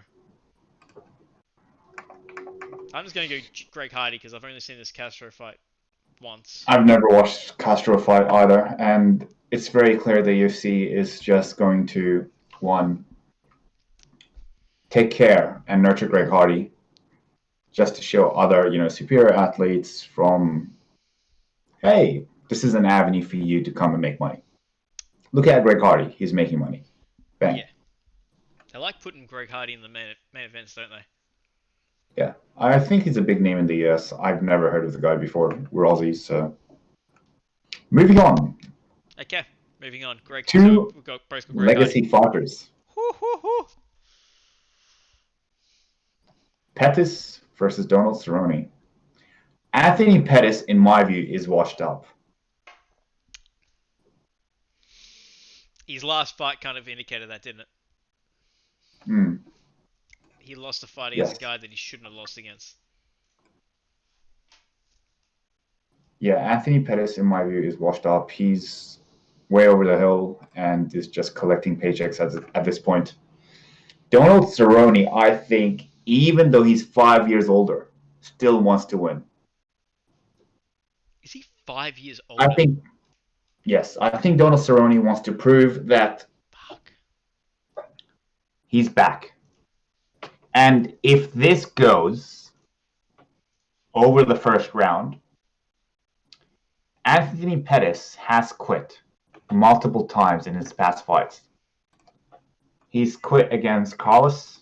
He's quit against Nate. He didn't quit against Stephen Thompson, actually. No, knocked him And out. he quit against Tony Ferguson. Did not quit against KSL. And he quit against Dustin. I think this is a 50-50 fight. I don't know where Donald Cerrone's at this point.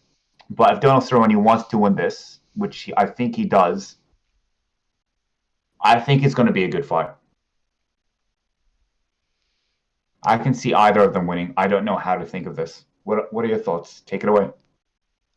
Yeah, it's a tough one. I heard some good things from Anthony Pettis about his training camp, it was also kind of weird. Because like, how do you win a championship and not know these things?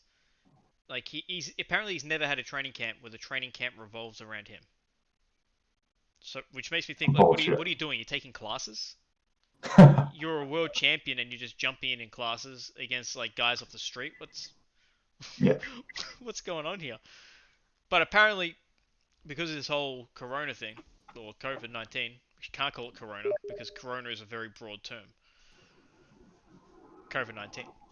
Uh, his training camp's been it's very specific to him. So the people only come in to the gym that are going to be training with him because obviously you can't have too many people in the gym at the moment. Well, you're not supposed to have Mm. any, but you know, they're not training, but they really are.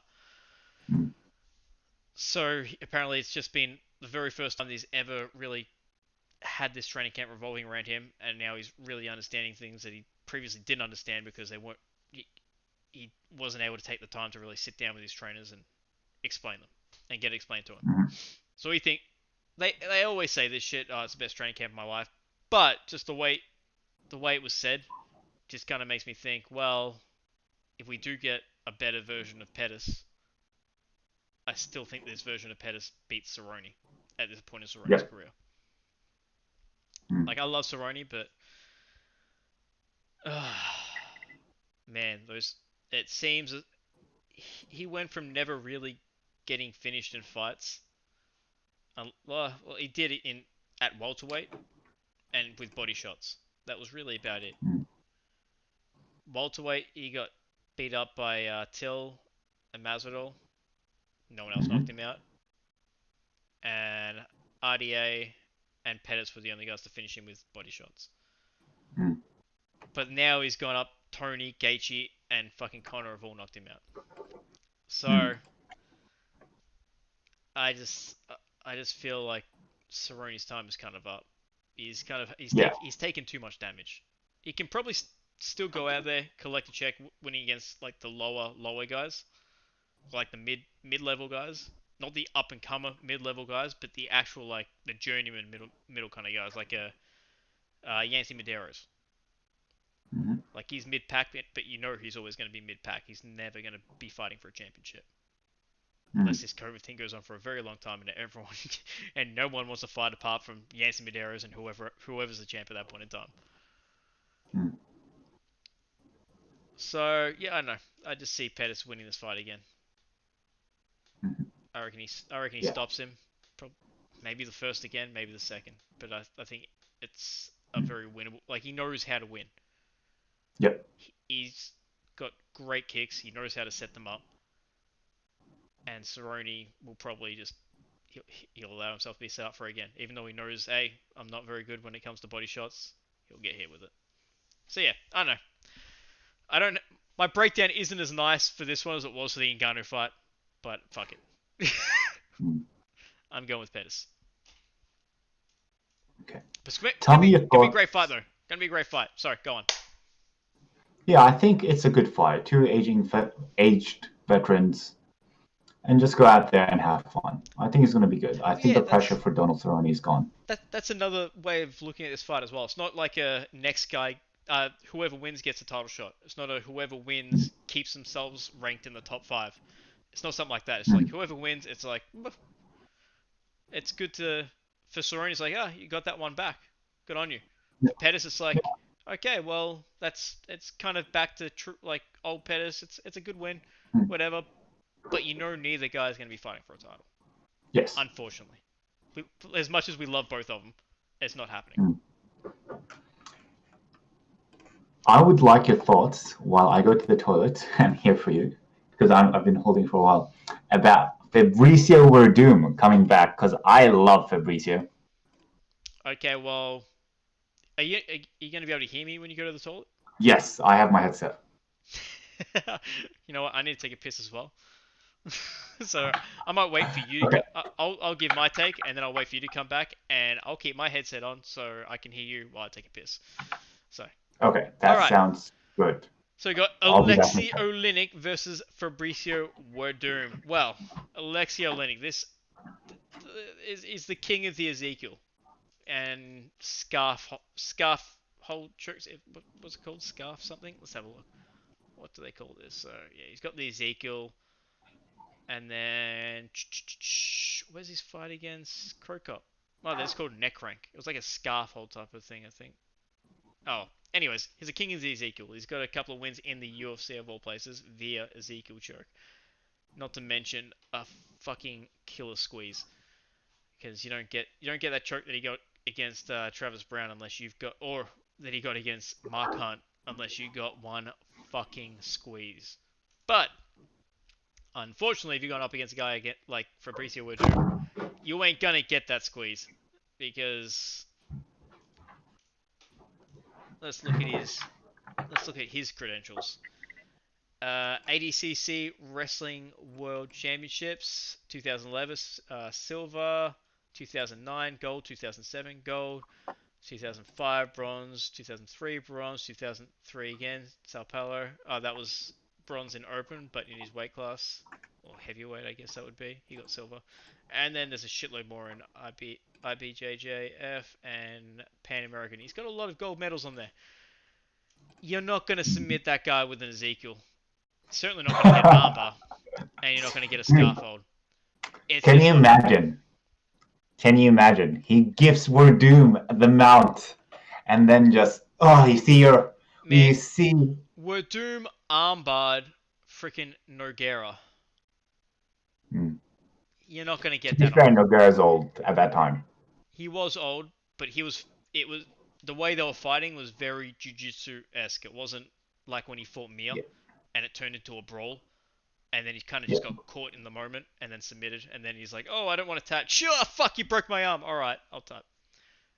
That fight was very jiu-jitsu-esque, and Werdum smoked him. Yeah. Like, Nogueira wasn't in at all. But yeah, he was old. The first time they fought, while Nogueira was in his prime, he knocked him out. Oh, no, it was a decision. Sorry about that. But he did drop him. That was also when Werdum didn't have any striking.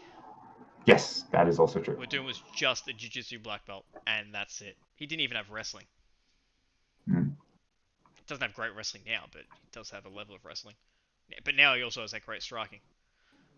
Yeah, this is an interesting one because he's not gonna submit Werdum. He might try and land a big haymaker. He does have some power in those hands, but his submissions, that's his. Well, he squeeze. It's not really his submissions. He got an armbar against Maurice Green, but fuck, when he was trying to go for those fucking crazy chokes against Maurice Green, and he found out when you're fighting a guy that's that big, muscle doesn't get you the win.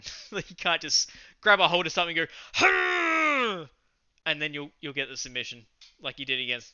I still don't know how he did against Mark Hunt. That didn't even look like a rear naked choke. It was like a weird position and just kind of squeezed the face, and did the same thing against Travis Brown. Didn't make any sense to me, but they tap. So he must have that kind of squeeze that's gonna like break your jaw if you don't tap. Heavyweights. Yeah, they all do. But he's not getting that on Fabricio. Fabricio can like pull guard and then be like, pass my guard, here you go, take him out. He's not getting that on Fabricio. But Fabricio does have, depends how he looks, he's had 2 years off. But he does have really good striking. Really good. Underrated. Before he fought Kane, that was my big thing going into that. I was like, that's what's going to get him the win against Kane. He's striking. Because Kane will have to take the fight to the ground eventually. Because he won't be winning the striking. And that's what happened. That's what happened. And if that's the same for not the same Fabricio, but because he's a lot older now, it's not going to be the same level. But if we get that Fabricio with a solid Muay Thai, good leg kicks, good strikes, all that type of shit, I reckon he knocks out Oleinik. What I want to see personally is a juicy Werdum. Juicy Werdum. You want to see the juicy During Werdum? Corona times, no USADA. Werdum comes in, fantastic body. That's what I'm looking for. I want Fabricio Werdum to come in juiced. So I'm going to take a piss. I want to turn my mic off so you don't hear the stream. But give your rundown on the fight, yeah? Okay, I will. I think this is a very straightforward fight. I think Werdum beats Oleinik everywhere. Striking. He's just more technical. Oleinik throws prodding shots. He's not a technical striker. So what's he going to do? Oleinik, is he going to take him down? The BJJ world champ? No. And if he does, then it's where Werdum wants to be. So, yeah, I think Werdum wins it handedly. Aside from that, there was a massive size discrepancy between the two too. So it's an interesting fight. The question is this worth a bet? For Werdum at 1.37? No. Those odds are too low coming off a layoff. It's not big. I would definitely bet that it was anywhere near 1.8. Alright, so in terms of the odds, who's the favorite? Is it Werdum? It is Werdum. He's at 1.37. So if you put in $1, you get $1.37 back. I'm not going to bet that at all. I'd bet against him for being chinny. Really? He's old. He's been knocked out. You think Oleinik can land a shot? I think he has hard striking. He doesn't have very good striking, no, but I don't know. Oh, let me have a look. Oh, yeah, I don't know. Fuck, he landed a couple of good shots against Reem before Reem reamed him. Like, he landed some good... Like, he rocked Reem a few times. Mate, I can rock Reem. It's like... Hey, watch yourself. If Reem came in there right now, you'd be like, oh, get your sexy bod day off. Or how do you feel? Yeah. Okay, how about this? Let's pick how... If he does submit Oleinik, how does he submit him? What submission? My God. I'm just watching Alistair Overeem versus Oleinik. Oleinik pulled guard on Alistair Overeem. But how does Werdum submit Oleinik? Oleinik, he can submit Oleinik however he wants. It's Fabricio Werdum. I disagree. Really? I think Oleinik is good enough to avoid certain submissions. Have you tried to armbar a strong guy from out? It's not easy. As strong as you? Yes. Yeah, someone that's strong. Well, Oleinik's like, he's this big fucking round ball of muscle. But so is Werdum. They're both heavyweights. They're both heavyweights, but this guy gets chokes via squeezing skulls. I haven't seen many people, if any people, do that in MMA, let alone the UFC. Ezekiel chokes. Mm. That's a straight up strength thing to get on someone. To be able to get there and squeeze their skull with his Mm-hmm. short arms. Someone with longer arms, it would make more sense to me. But his arms are Mm. short as fuck and he can still grab and fucking squeeze. Yeah. To do that, you need stupid strength. Not just heavyweight strength, which is obviously Mm. strong. You need stupid strength. So I don't feel like someone that can do that with their arms is going to get armbarred. So Mm. like if you've rolled someone that's, yeah, sure, they might be the same size as you, but they're maybe a little bit smaller in stature, but they're, I don't know, I said same size, like same weight, let's say, Mm-hmm. but shorter, but like Yeah. more compact. Trying to armbar those Yeah. motherfuckers, you can't get a hold of their arms. They slip that shit out. It's like, I just had perfect position. You just slipped your arm out. That was perfect. What's going on here? Mm-hmm. But what you can do is you can take that back and you can rear naked choke them. Yes.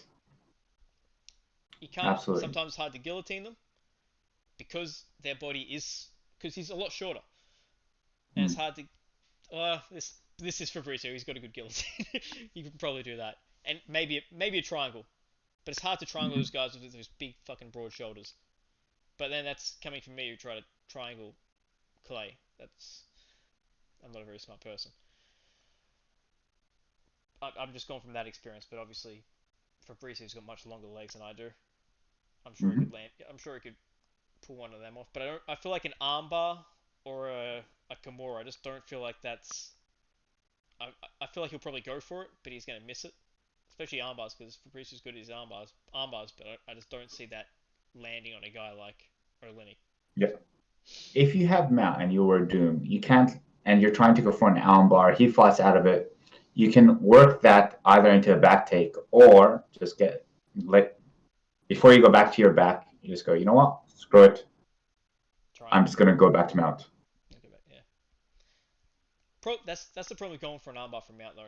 If you miss it, you lose position. Hmm. But is Doom that type of guy where he'll go for an armbar from Mount? Wouldn't you just lay Yeah, him, that's smash that's him? that's how he caught Nogueira. Got you. Gone from Mount and then turned into Hmm. a belly down. Nice.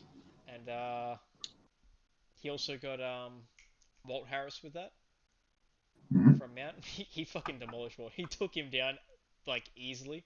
He's not even a takedown guy. Passed his guard, got to Mount, submitted in like a minute 20. Actually, Hmm. it should be here. A minute 5. It was like, holy shit. That was so easy. Hmm. Let me just jog my memory. Yeah, so got no gear with the armbar. Fedor with a triangle armbar. Okay. I don't see any rear naked chokes.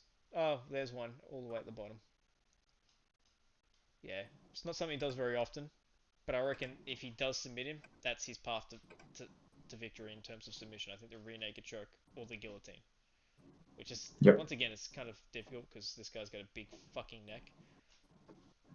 But this is also a high level black belt we're talking about. I'm sure he's choked guys with big necks out before.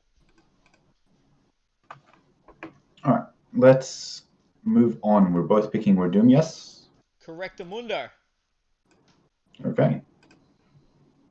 Next fight, Carlos Baza versus Michelle Waterson. I think 50-50 fight. I think this is a good If one. Carlos Baza can take down Michelle Waterson at will, she wins it. If Michelle Waterson can keep it standing at pointer, she'll win it. So yeah, I think both win it by decision if Carlos Baza can take down or Michelle Waterson can keep standing. Take it away. Okay, I think this fight's easy to pick. I think Carlos Esparza Mm. has it hands down. She's fighting a Really? striker, yes, but this striker, Mm-hmm. her striking is very, very reliant upon her kicks. Mm-hmm. If you're throwing kicks against a wrestler, you're gonna have problems. Yep, that makes sense. And I Carlos like that. Esparza is probably the second best wrestler in that division. Mm. We saw what happened when she went up against the best wrestler. She got hurt. Let's just put it that way. She got hurt. Fuck. I'm trying. While I'm saying that, I'm just trying to remember what her name was. Tatiana Suarez. Yeah, Tatiana fucked her up in Yep. the wrestling. But other than Tatiana, Carla Esparza is the best wrestler. She's good at just finding a way to grab a hold of you. So if you give any reason for her to grab a hold of you by throwing a kick, Hmm. especially because she likes to use that teep kick to push people away, but that's just giving Hmm. away a single leg or an ankle pick. Mm. And Carla Esparza is someone that as soon as you give that opening, she jumps on it. The reason she got beat against someone like Joanna is because Joanna can throw really crisp hands as well. And she Yes. hides the kicks amongst the hands. It's Mm. not hiding the hands amongst the kicks or just throwing kicks like Waterson does. Hmm. The Mm. karate hottie. I mean, she's a karate hottie. It's in her name. Karate. Unless she's going to stand there in horse riding stance and go, ha, ha, ha. She's not throwing hands. Yeah. Is that what are they saying karate? Tsa, tsa. I don't know. Anyways, personally, I think that's an easy fight to pick. Waterson's got a good ground game, but Carla Esparza, she beat freaking Thug Rose. And I know that was early on in her career, but Thug was known for a ground game at that point in time as well. And Mm. her submissions didn't do shit. And she got finished by Esparza. So, yeah. Esparza, she's underrated. I can see why people call it 50-50, but that's because they don't respect her enough. Yep. Cool. Wait, did you pick someone or are you saying 50-50? I said 50-50. So you're not going to pick someone? Don't sit on the fence. I'll Don't go be with that guy. You're better than that. I'll go with Carla based off what you just said in terms of her ability to take Michelle Waterson down. I'm very good at convincing you. This is an interesting one. I know you love Nico Price. I do love Nico I know Price. you love Nico Price. I do love Nico Price. But Nico Price is so entertaining. he's so much fun, but this is not the fight to take for him, man. Just keep on fighting guys in like the top 15, but don't enter that top 10 bracket. Stay away from there. Mm. Stay away from the Jeff Neals and Vicente Luques. Mm. That is true. The thing with Nico Price, he always has a puncher's chance. That guy has stupid power. Yeah, even off his back when he knocked out I can't remember his name now, but like he had him in like an omoplata position, he's just hammer fisting him, knocks him out, and then against Vic knocks him out with an up kick. I've never seen someone get knocked out with an up kick like that. Mm. Like even when Anderson knocked out Yushin Okami and got disqualified, like Yushin Okami was still awake. He was just like, oh shit, I'm seeing about 20 Anderson Silvers right now. Yeah. But Vic was out cold. Mm. Yes. That is true. No, that guy has stupid power. Tim Means hurt him bad, and then just one hook, Yes. game over. Yes. Tim Means had that fight in the bag. He was piecing Nico up, and then Nico's like, "Where are you?" Bang. Now you're not. Mm. That was So yeah. fucking nuts. So Okay, yeah. we're both going with Fizante Luque. Yeah. I agree. Unfortunately, it's a pretty easy fight to pick. Vicente doesn't. He's very defensively sound. Mm. All right. And that's that. Do you That's want to that. talk about the early You got prelims? Bryce Mitchell, who likes to wear camo everywhere he goes. It's Charles Rosa. I don't know much about Charles Rosa. I'll go Bryce Mitchell Yeah, just I don't because I know like him. much about any of these fighters. Bryce Mitchell's fun. He's a fun guy. He's got a fun personality. Mm. That's why I'm going to go with him. Mm-hmm. And the next one, I know Ryan Spann is supposed to be the favorite. But I love Sam Alvey. He's just got that, like, odd power. He doesn't look like the guy Mm. that's got great punching power, but then he lands that left hand on people and they go down. It's Mm. like, you shouldn't be winning. Okay, good on you. Mm. So, I don't know. Go Ryan Spann. Why not? Nah, fuck it. I'm going LV. Okay. LV for life. Alright, cool. That's the card. Are you excited? I'm very excited. I am looking forward to hopefully watching it with you. Yes, hopefully. If not, let me know because there's a couple other guys that are watching the fights in Mm. like that house party app or something. So Okay. I'll just jump in and watch it with Yeah. them. So just 100%. give me a heads up early so I know. But Just wanted to thank. Go on. yeah, I was gonna say what's your most anticipated fight for this card? Which one are you most Mate, looking forward for?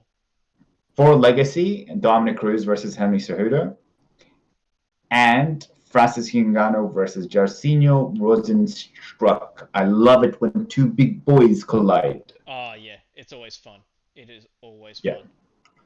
I think all in all, this is really interesting. Vicente Luque, always entertaining, always coming forward. Very low IQ in my point of view, because there's so many fights he could have won if he just played a grappling heavy game. But not the guy loves to bang. And against Nico Price, even if Nico Price is on wobbly legs, he will fuck you up if he lands. So it is a good card. It is an amazing card. You say he lost a I bang. love it. Sorry? You say he lost a bang. He loves to bang. Oh, he loves. Yeah. Hmm. Yeah. His favorite song is "She Bangs." Yeah. By What of yourself? What's your favorite? What's your most anticipated fight? Oh man, I was gonna say Ferguson and Gaethje, but then when you said for legacy, Cruz and Cejudo, now like the second you said for legacy, it just made me think yes. Oh, it really is. Like even for Cejudo, this is a big name on his list. Yes. This propels him to like absolute greatness. Even though he's beating guys at the end of their career, well, not guys, he's beating Cruz at the end of his career. He beat Mighty Mouse as Mighty Mouse is leaving the company, and he beat TJ as TJ just pissed hot as TJ went down, so he was like 1% of himself. And then he beat Marlon Moraes when the first time ever we're seeing Marlon Moraes quit. So there are a little bit of question marks on all of them, but they're great names. They're like full-on legacy names, and Dominic Cruz is the type of name that's like, oh shit, if that's on your record. Yes. But also for Dominic Cruz, as we discussed, this puts him up on that like Mount Rushmore type of thing, where it's like, who is the greatest? And that puts him up there, winning that title again, because not many people. I think Randy's the only one who's won a title 3 times. So yeah. Now that's my favorite. Okay, but you got work to do. You got shit to do, yeah. Yes. So I can't. And I wanted to thank the UFC and all the fighters and all the staff for our entertainment, just like you said before. Yes, I want to thank the fighters. UFC, they're doing it just because they want to make money. They should. They should have something in place where the fighters don't feel forced to fight to make their money. They should, which apparently there is. I've been listening to Luke Thomas, who is super reliable because he always gives. He gives evidence as to why he's saying certain things. He doesn't just say, "I think this is how it should be because I want it to be." He says, "This is how it is, and this is where I'm getting this information from," and he'll give you his sources. And according to him, there is an avenue for the fighters to make money without fighting. They can still get an income, just like here in Australia, how we've got the that job saver thing. There's something, job seeker. There's something in place for the fighters because they're contractors or whatever you call them. Yep. There is something in place for them to get those type of payments from the UFC by law, according to Luke Thomas. So they don't have to fight, but they don't really know they don't have to fight. But the UFC should be putting something out there so that they can still support their families without having to fight and put themselves at risk, like freaking Jacare did. Because now he can't even go back to his family now. He has to isolate for 2 weeks, so he's a loner for 2 weeks now. Because he had to come out and make a paycheck. Anyways, I think that's a good thing. So yeah, I don't want to think UFC. Reading the news right now. Sorry, say that again. Just reading the news right now, they've done a second test, and everyone has tested negative. All the fighters. That's good. That's good. Lucky they did a second test, because after one person tests positive, you kind of want to make sure that none of those fighters were hanging out with. Yes. Especially because there was a picture of Werdum and Jacare hanging out. Ooh, that's no good. Oh. Alright, man. I know you have to go. I'll stop holding you up. No, all good. I'm loving this. It's been good, and there's another fight on Wednesday, apparently. Wednesday, really? Yeah, or 13th. 13th. That's a Wednesday here, but that means it'll be a Thursday. That's Anthony That's Smith and awesome. Glover Teixeira, Ben Rothwell, OSP, Alex Hernandez, Drew Dober, Ricky Simone, the guy that you don't think very highly of, against Ray Borg. Carl Robinson, Marlon Vittori, Andre Losky, someone. Michael Johnson against someone. Sajai Eubanks against someone. And then someone against Brian Kello. So, not bad. Yep. And then, there's another card 3 days later. With Overeem and Walt Harris. Cool. Claudia Gadelia, Hubba Hubba against Angela Hill. The UFC are really putting it out. Yep, and Edson Barboza going down to featherweight against Dan Eigel. Interesting. Eric Anders comes back to face Jocko. How do you say his name? Song Yadong. It's a funny name. Against Marlon Vera.